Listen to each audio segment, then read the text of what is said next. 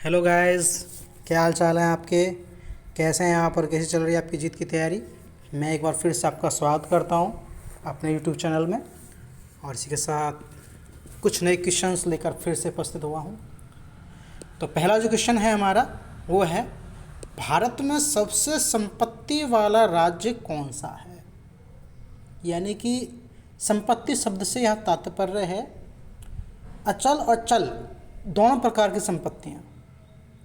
मुद्रा में आय के साथ साथ फैक्ट्री, हॉस्पिटल, आधारभूत सेवाएं किस राज्य में सबसे ज़्यादा हैं। तो इसमें आपके चार ऑप्शन दे रखे हैं, तमिलनाडु, महाराष्ट्र, केरला और कर्नाटक। तो इस समय वर्तमान स्थिति में महाराष्ट्र जो है उसके पास सबसे अधिक संपत्ति है। ठीक है, क्योंकि महाराष्ट्र जो है भारत का सबसे बड़ा औद्योगिक राज्य है और इंडस्ट्रीज़ के मामले में काफ़ी आगे तक पहुंच चुका है। महाराष्ट्र के बाद अन्य राज्य हैं। उत्तर प्रदेश सबसे पिछड़ा हुआ राज्य है। उत्तर प्रदेश, बिहार औद्योगिक दृष्टि से सबसे पिछड़े हुए राज्य हैं भारत में।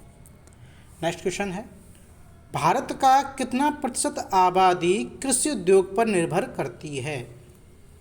वर्तमान समय में आज की जो डेट है इस आधार पर 60%, 70% या 58.9%, इन तीनों में से कौन सा ऑप्शन सही है। तो सी ऑप्शन सही है आपका। वर्तमान समय में भारत में कृषि उद्योग पर 58.9% आबादी निर्भर करती है। नेक्स्ट क्वेश्चन है, राष्ट्रीय पदार्थ से सकल लाभ में कितना प्रतिशत कृषि उद्योग का योगदान है। यानी कि यहाँ पे जो लिखा हुआ है राष्ट्रीय पदार्थ की जगह पे यहाँ पे आप राष्ट्रीय आय कर लीजिए।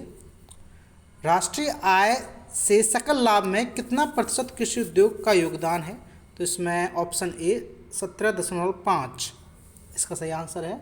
यानी कि टोटल जो इनकम है हमारे देश की, मान लीजिए हमारे देश में की इनकम एक साल की 100 रुपये है, तो उसमें से 17.50 रुपये की जो इनकम है वो भारतीय कृषि से आ रही है।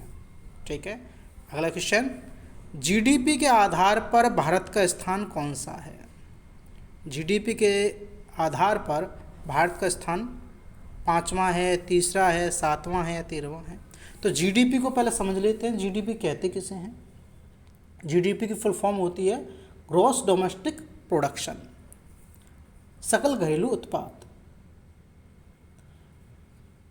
अर्थव्यवस्था में सकल घरेलू उत्पाद, जिसे इंग्लिश में ग्रॉस डोमेस्टिक प्रोडक्शन कहा जाता है, से आशय है किसी देश की भौगोलिक सीमाओं के अंतर्गत आने वाले तीनों क्षेत्र, प्राथमिक क्षेत्र, द्वितीयक क्षेत्र, तृतीयक क्षेत्र, प्राइमरी सेक्टर, सेकेंडरी सेक्टर और टर्सरी सेक्टर, इन तीनों के द्वारा जो टोटल जो उत्पादन किया जाता है उसके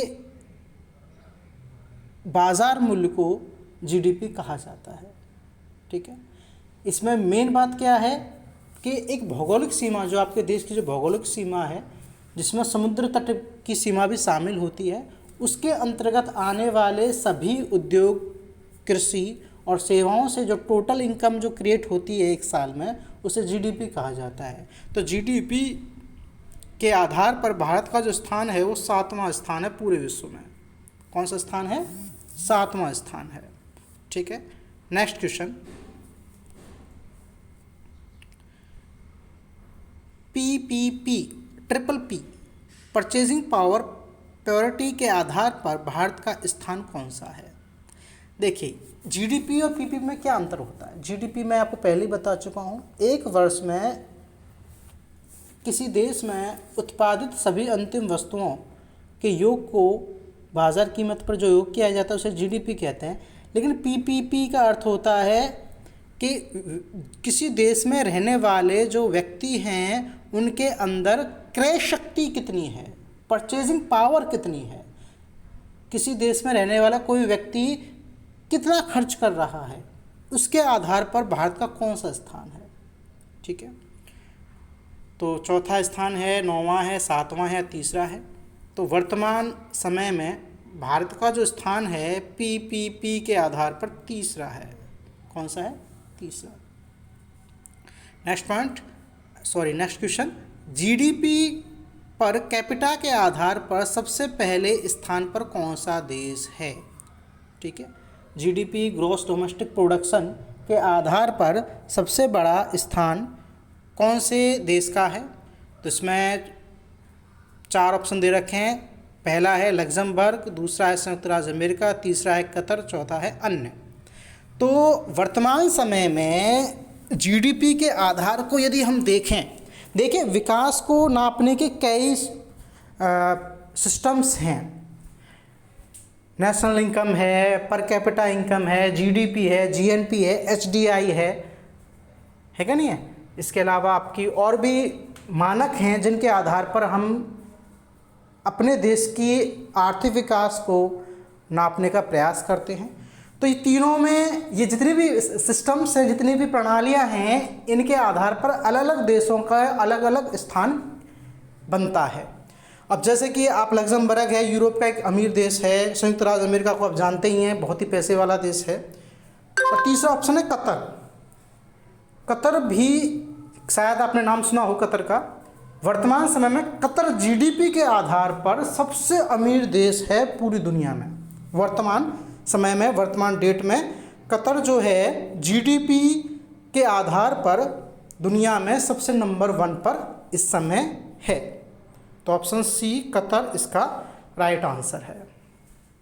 आज से कई साल पहले स्विट्जरलैंड, नॉर्वे, स्वीडन इस नंबर पर थे, ठीक है ना, लेकिन आज की डेट में कतर नंबर 1 पर है। एचडीआई ह्यूमन डेवलपमेंट इंडेक्स, मानवीय विकास सूचकांक के आधार पर नॉर्वे नंबर 1 पर है, लेकिन जीडीपी के आधार पर कतर नंबर 1 पर है। इस बात को आप क्लियर करके चलें। अगला क्वेश्चन है, भारत में उच्चतम मानव विकास सूचकांक किस राज्य में है? देखिए, एक तो होता है एचडीआई इंटरनेशनल लेवल का और एक होता है नेशनल लेवल का। तो नेशनल लेवल में जो एचडीआई जो है, ह्यूमन डेवलपमेंट इंडेक्स के मामले में भारत का कौन सा राज्य नंबर 1 पर है? गुजरात है, केरल है, तमिलनाडु है या महाराष्ट्र है? मैंने इसी वीडियो में बताया था महाराष्ट्र के पास सबसे ज़्यादा संपत्ति है, लेकिन इसका मतलब ये नहीं है कि वो एचडीआई के मामले में भी नंबर 1 पर हो, ये कोई ज़रूरी नहीं है। कोई देश यदि बहुत पैसे वाला है, इसका मतलब ये नहीं है कि उस देश में रहने वाले लोग भी खुश होंगे, ये कोई ज़रूरी नहीं है। अब कतर है, पैसे वाला देश ज़रूर है, लेकिन उस देश के जो नागरिक हैं वो इतने खुश नहीं हैं। जबकि नॉर्वे जो कि कतर से कम पैसे वाला है, लेकिन वहाँ के नागरिक, नॉर्वे के नागरिक कतर के नागरिकों से बहुत ज़्यादा खुश हैं, सुख पूर्वक जी रहे हैं, अधिक सुविधाएं उन्हें मिली हुई हैं, नागरिक सुविधाएं उन्हें अधिक मिली हुई है, प्रशासनिक सुविधाएं उन्हें अधिक मिली हुई है, जॉब की गारंटी, जॉब उन्हें अच्छी मिली हुई हैं। यानी हर मामले में नॉर्वे के जो नागरिक हैं कतर के नागरिकों से अच्छे हैं, परंतु आय के मामले में, संपत्ति के मामले में कतर नॉर्वे से आगे है। इसी तरह भारत में महाराष्ट्र के पास संपत्ति बहुत ज़्यादा है, लेकिन नागरिक सुविधाएं सबसे ज़्यादा किसके पास हैं? केरल के पास। किसके पास हैं? केरल के पास। गुजरात, तमिलनाडु, महाराष्ट्र से कहीं आगे है केरल।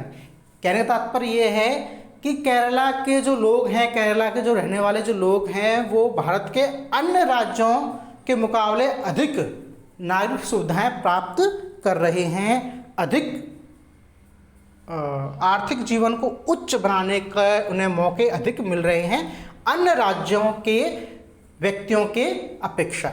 ठीक है, नेक्स्ट क्वेश्चन है, निम्न में से कौन सा देश मिश्रित अर्थव्यवस्था है? एक सिंपल सा क्वेश्चन है। देखिए, इसमें 4 ऑप्शन दे रखे हैं, अमेरिका, भारत, चीन और रूस। तो अमेरिका में तो पता ही होगा आपको पूंजीवाद है, इसलिए हमारी सरकार चूँकि अमेरिका की गोद पर जाके बैठ चुकी है तो पूंजीवाद को ज़्यादा अपना रही है हमारे देश की सरकार। चीन में साम्यवाद है, ठीक है।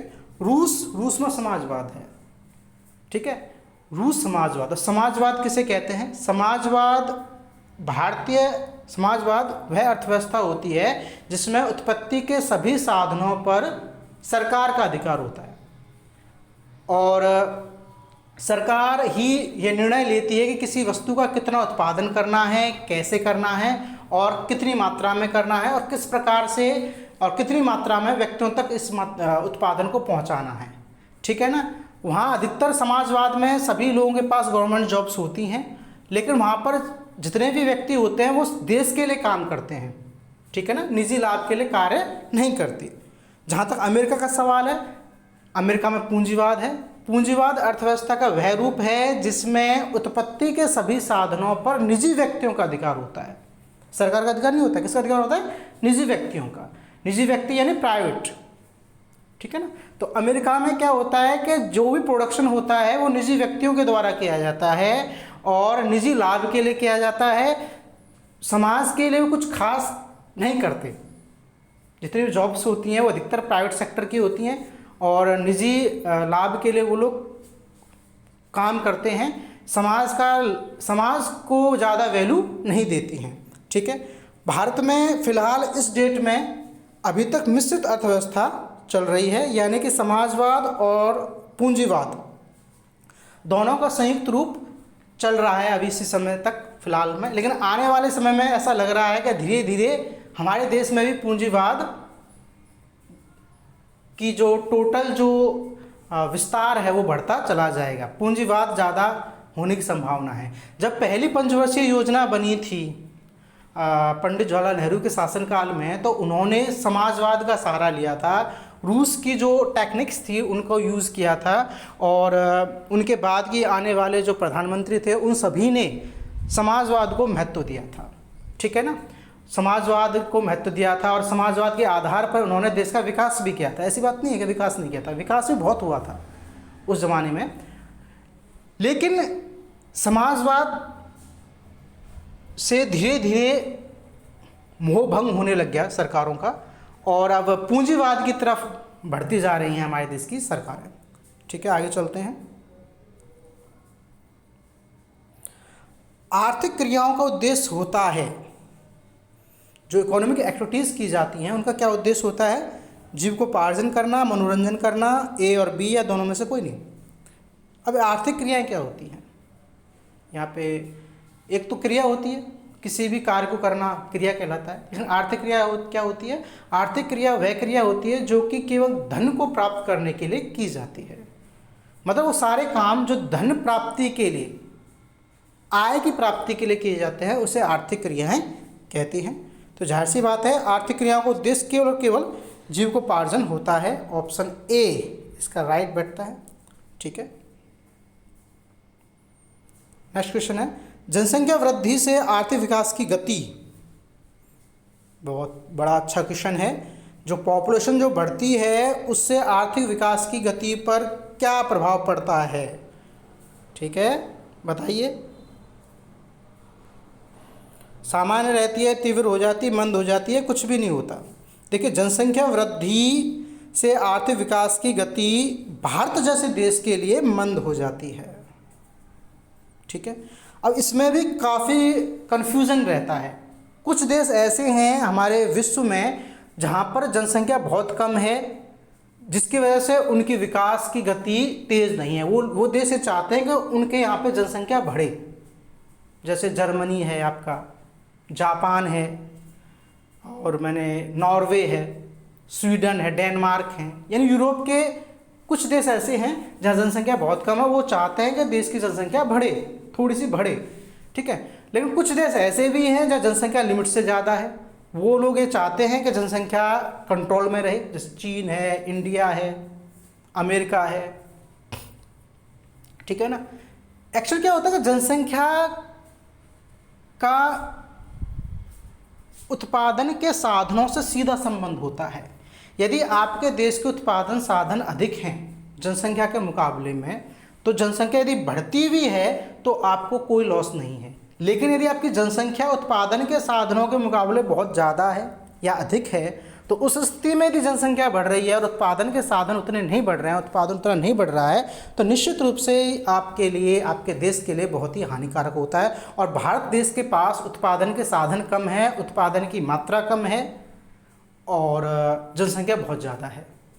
ठीक है ना। इसलिए भारत देश के ऊपर उसकी जनसंख्या एक बोझ है, एक कर्ज है, ठीक है। तो जनसंख्या वृद्धि से आर्थिक विकास की गति मंद हो जाती है, नीचे हो जाती है, गिर जाती है। इसलिए आवश्यकता इस बात की है कि जनसंख्या को नियंत्रित किया जाए। चाहे वो किसी भी धर्म का व्यक्ति हो, उसे सबसे पहले अपने विकास के बारे में सोचना चाहिए। चाहे वो किसी भी धर्म का हो, उसे अपने विकास के बारे में सोचना चाहिए, अपने परिवार के विकास के बारे में सोचना चाहिए, देश के विकास के बारे में सोचना चाहिए। उसके बाद ही उसे संतान उत्पत्ति करनी चाहिए। यदि आप अपना ही विकास नहीं कर पाएंगे, अपने परिवार को ही अच्छी शिक्षा नहीं दे पाएंगे, तो देश का भला कैसे होगा। इसलिए एक नॉर्मल सी बात है कि यदि आप चाहते हैं कि आपके आने वाले बच्चे अच्छे ढंग से शिक्षित हों, नागरिक बने अच्छे और जीवन में कामयाब हों, तो उनके लिए ज़रूरी ये है कि आप एक या ज़्यादा से ज़्यादा केवल 2 बच्चे आप करें। एक ही करें तो ज़्यादा बेटर है, ठीक है। इसी के साथ हमारा ये वीडियो आज का समाप्त होता है और मुझे पूर्ण उम्मीद है कि ये जो क्वेश्चंस जो मैंने यहाँ प्रोवाइड कराए हैं आपको पसंद आए होंगे। इसी के साथ जय हिंद, जय भारत।